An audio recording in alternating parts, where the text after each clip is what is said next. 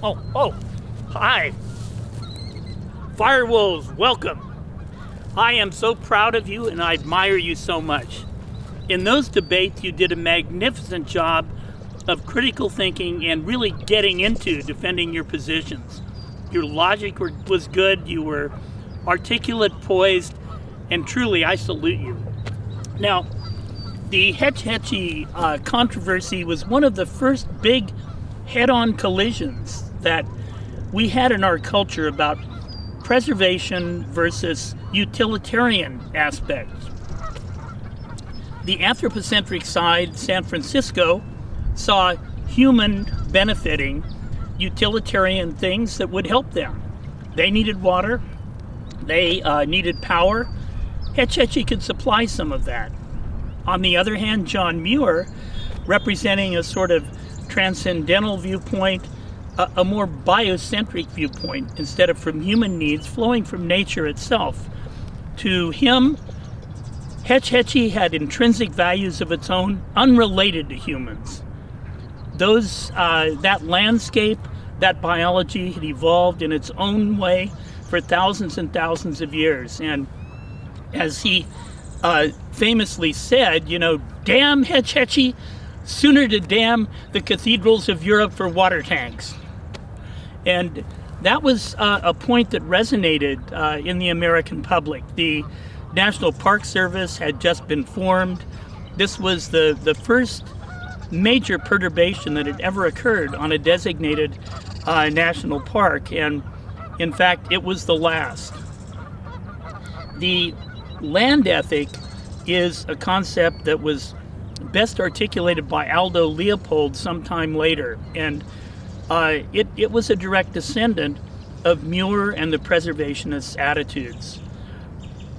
Essentially, after Hetch Hetchy, America went in the direction of multiple uses. You could dam an area, you could graze it, and it would still have some values that we can share things.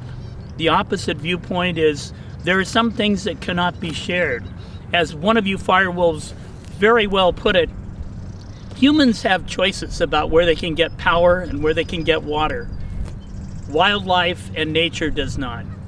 And that sort of is profound and said it all.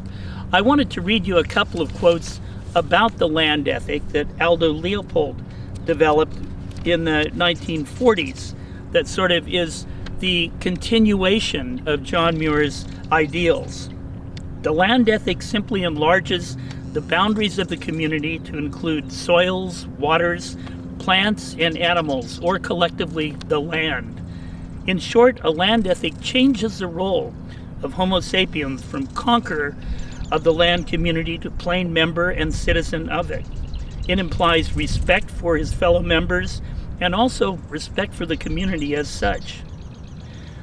One of the penalties of an ecological education is that one lives alone in a world of wounds. The folks in San Francisco who were pushing for and still support this kind of use of this resource probably don't understand the special intrinsic level values that a site like Hetch Hetchy has. Aldo Leopold also said, "A thing is right when it tends to preserve the integrity, stability, and beauty of the biotic community. It is wrong when it tends otherwise." And I think that is a profound point upon which to end. But I will say this, there's no need now in a time of heavy drought and maximum human need to rush into dismantling the Hetch Hetchy Reservoir and Dam. It's going to take years of study anyway, and so it's not as if we're going to pull a plug and everyone's tap goes dry. By the time this happens, in perhaps 5-10 years, other solutions will have been found and chosen. So, Firewolves, I admire you. You are magnificent. You are my heroes. As Macklemore would say, you are awesome.